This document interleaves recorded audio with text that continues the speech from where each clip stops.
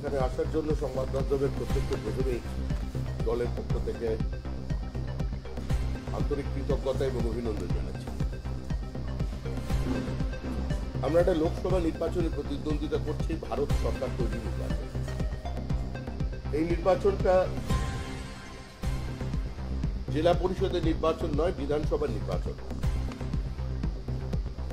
পৃথিবীর বৃহত্তম গণতন্ত্রের নির্বাচন, সেখানে একটি সরকার গ্রহণ, বহু ভাষাভাষী মানুষ, একটি বহুত্ববাদী সমাজ, বহুদলীয় ব্যবস্থা, সংসদীয় গণতন্ত্র। সেখানে স্বাভাবিকভাবেই যারা রাজনীতিতে অংশগ্রহণ করবেন বা যে রাজনৈতিক মঞ্চ থেকে যার যা বক্তব্য ডেলিভার করবেন তার মধ্যেও যেরকম বিষয়বস্তু থাকা প্রয়োজন এবং একই সঙ্গে একটা নির্দিষ্ট রাজনৈতিক শালীনতা, সৌজন্য এবং দায়িত্ববোধের প্রয়োজন আছে। আমাদের রাজ্যের মুখ্যমন্ত্রী জানি না কেন চূড়ান্ত হতাশা এবং আতঙ্ক থেকে তিনি বারবারই তার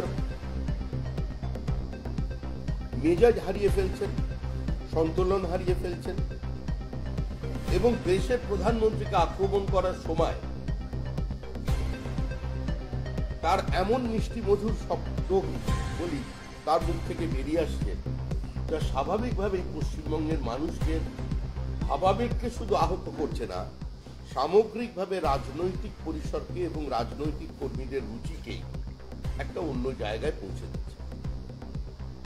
সাম্প্রতিককালে মুখ্যমন্ত্রীর একটি বক্তব্যকে কেন্দ্র করে আমাদেরই এক সর্বভারতীয় নেতা অমিত মালভিয়া একটি টুইট করেছিলেন এবং সেই টুইটের প্রেক্ষিতে আজকে দেখা গেল চন্দ্রিমা ভট্টাচার্য, অত্যন্ত দায়িত্বশীল একজন প্রবীণ রাজনৈতিক নেতা, রাজ্যের সম্মানীয় মন্ত্রী, তিনি আজকে পুলিশ স্টেশনে গিয়ে অমিত মালভিয়ার বিরুদ্ধে এফআইআর দায়ের। এখন প্রশ্ন হলো, যে রাজ্যে কোন প্রশাসন আছে? এ রাজ্যে তো কার্যত প্রশাসন এবং শাসক দলের মধ্যে যে সূক্ষ্ম বিভাজন রেখা থাকা দরকার সেটা তো অনেকদিন আগেই মুছে গিয়েছে। কিন্তু যে শব্দাবলী মুখ্যমন্ত্রীর মুখ থেকে নিঃসৃত হয়েছে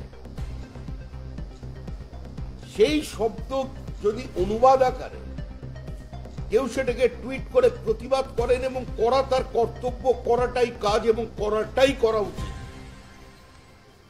তাহলে তা নিয়ে এফআইআর যখন করছেন কোন রাজনৈতিক দল, পুলিশ সেই এফআইআরটাকে কগনিজেন্সে কি করে নেয়?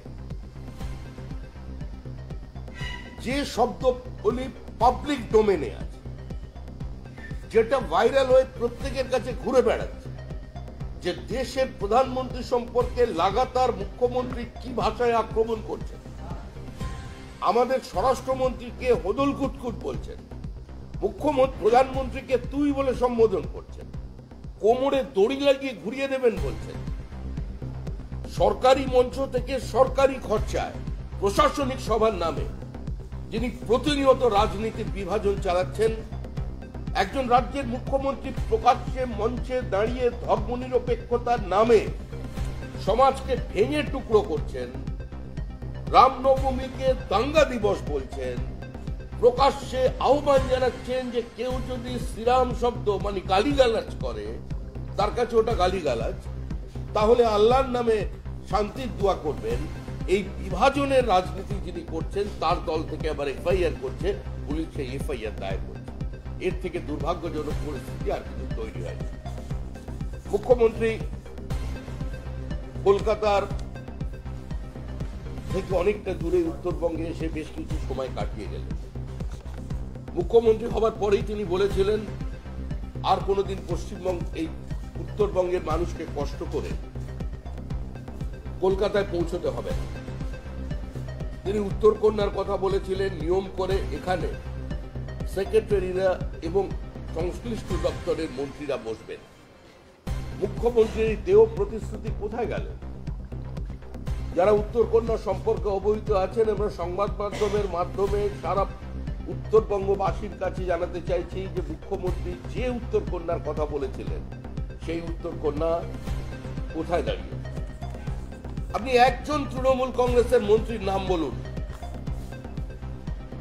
একজন তৃণমূল কংগ্রেসের এই উত্তর